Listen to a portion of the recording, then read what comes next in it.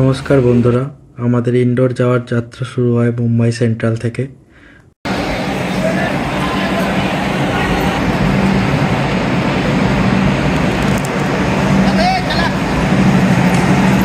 আমাদের ট্রেন ছিল অবন্তিকা এক্সপ্রেস, রাত 8:55।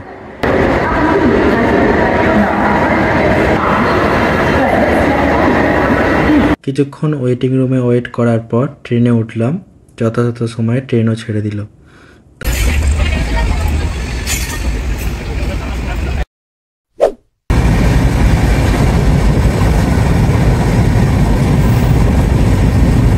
তার কিছুক্ষণ পরে হঠাৎ করে আমি ঘুমিয়ে গিয়েছিলাম, বুঝতেও পারিনি। সকাল চা বিক্রেতাদের আওয়াজ শুনে হোয়াট ইজ মাই ট্রেনে চেক করে বুঝতে পারলাম ট্রেনটা এমপি ঢুকে গেছে।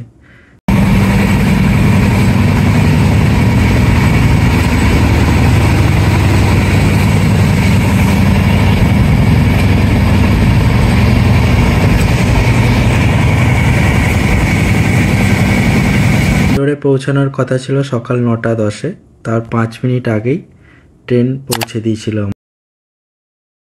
স্টেশন থেকে ক্যাব বুক করে হোটেলের পথে চললাম। রাস্তায় চোখে পড়ল বিভিন্ন ধরনের দুধারে দেওয়ালে আঁকা ছবি, যা মধ্যপ্রদেশের আলাদা আলাদা কালচারকে রিপ্রেজেন্ট করে। ইন্ডোরের রাস্তাঘাট খুবই পরিষ্কার পরিচ্ছন্ন, এই কারণেই মোস্ট ক্লিনেস্ট সিটির ইন ইন্ডিয়াতে প্রথম স্থান অধিকার করে ইন্ডোর। আমরা বুক করেছিলাম সেন্ট্রাল গভর্নমেন্ট হলিডে হোমস, যার কন্ট্যাক্ট নম্বর আমি স্ক্রিনে দিয়ে দিলাম। কিভাবে বুক করবেন, যারা সেন্ট্রাল গভর্নমেন্ট এমপ্লয় বা রিটায়ার্ড পারসন আছেন তাদের জন্য যদি তারা ইচ্ছুক থাকেন এবং কমেন্ট বক্সে যদি জানান, তাহলে আমি পরে ভিডিও বানাবো এই নিয়ে।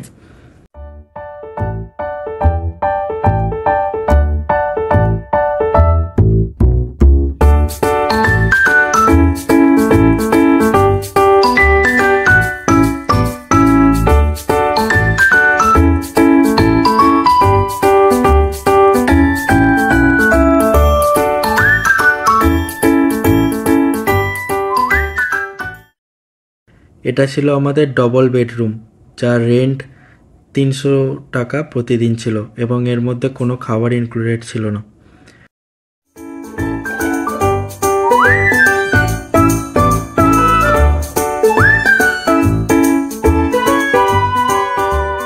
আমরা ইন্ডোরের ফেমাস ব্রেকফাস্ট জলেবি আর পোহা খেয়ে ফ্রেশ হয়ে বেরিয়ে পড়েছিলাম রিজিওনাল পার্কের উদ্দেশ্যে, যেটার দূরত্ব ছিল মোটামুটি গেস্ট হাউস থেকে আমাদের 5 কিলোমিটার দূরে। এবং এই পার্কটা খুবই সুন্দর ছিল।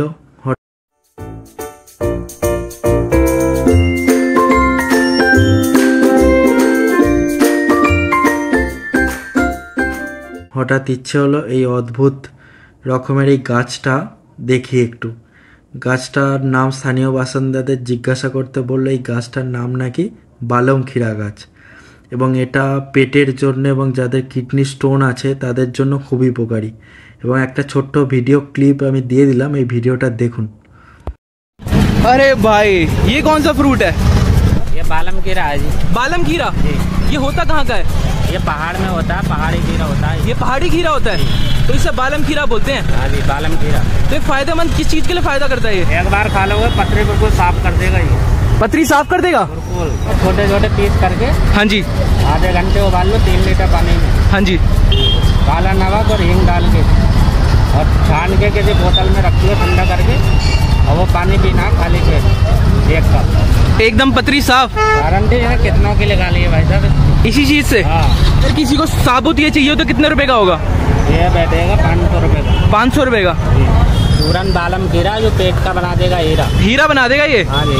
तो भाई साहब जिसको पथरी है आपके किसी फ्रेंड लिस्ट में, तो भाई शेयर करें ताकि ये वीडियो किसी के काम आए। এবং এখানে একটা সুন্দর লেকও আছে, যেখানে আজকে বোটিং বন্ধ আছে, কিন্তু অন্যদিন বোটিং চলাচল করে।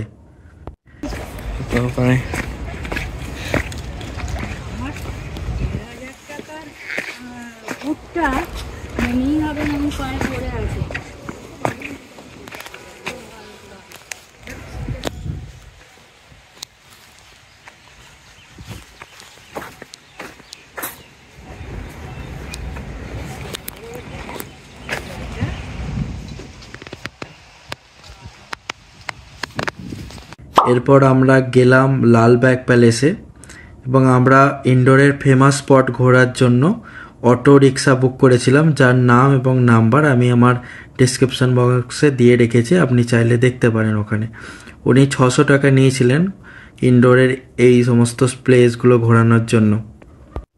লালবাগ প্যালেসটি নির্মিত হয়েছিল 19 শতকের শেষে এবং 20 শতকের শুরুর দিকে এবং এটি নির্মাণ করেছিল হোলকার রাজবংশ, মারাঠীয় রাজবংশের দ্বারা। এবং এই প্রাসাদটি শুরু করেছিলেন তুকাজিরাও হোলকার দ্বিতীয় এবং শেষ করেছিলেন তুকাজিরাও হোলকার তৃতীয়।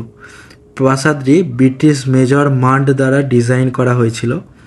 দেখলেই বুঝতে পারবেন প্রাসাদটা যে প্রাসাদটি ভারতীয় এবং ইউরোপীয় ও মুঘল স্থাপত্য শৈলীর সংমিশ্রণ।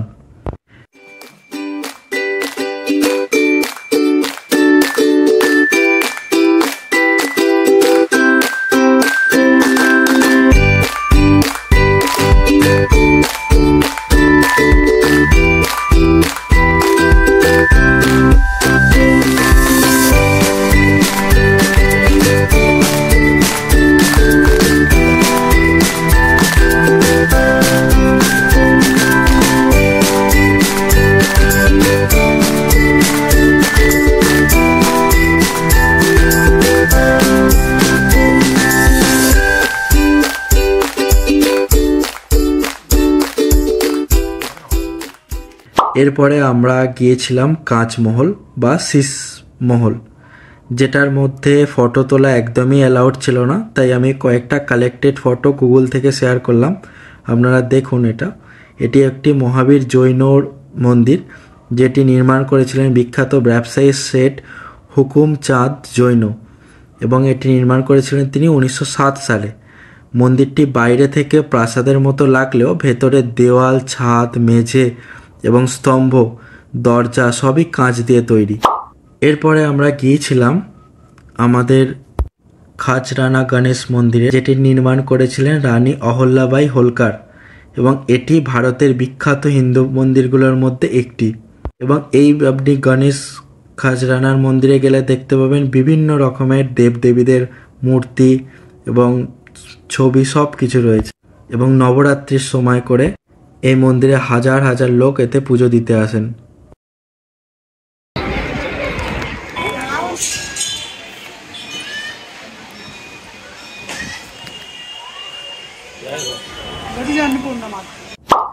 এরপরে আমরা গিয়েছিলাম রাজাওয়াড়া প্যালেস, যেটি নির্মাণ হয়েছিল আজ থেকে প্রায় 200 বছর আগে, ধরুন মোটামুটি 1747 সালে এবং এটি নির্মাণ করেছিল মালাহার রাও হালকার।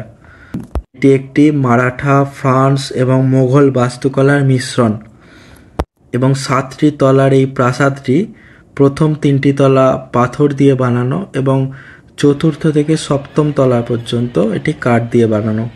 এখনও পর্যন্ত এই মন্দিরটি 3 বার আগুন লেগে গেছে। লাস্ট আগুন লেগেছিল 1964 সালে।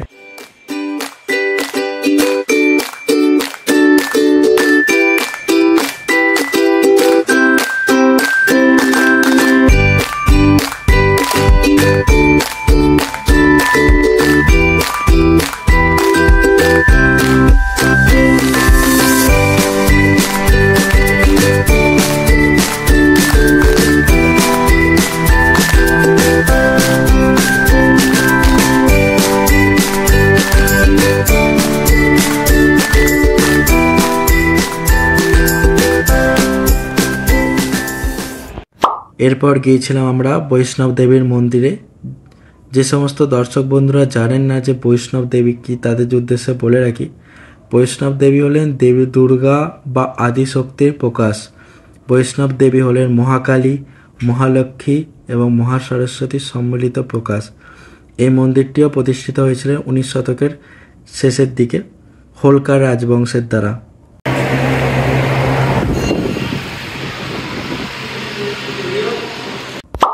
এরপরে আমরা গিয়েছিলাম অন্নপূর্ণা মন্দিরের দিকে এবং অন্নপূর্ণা দেবী হলেন ভোজনের দেবী, যেটা হিন্দু ধর্মে মনে করা হয় এবং এটি সবথেকে পুরানো মন্দির ছিল ইন্ডোরের এবং এটি প্রতিষ্ঠিত হয়েছিল প্রায় 9 শতকে বানানো হয়েছিল।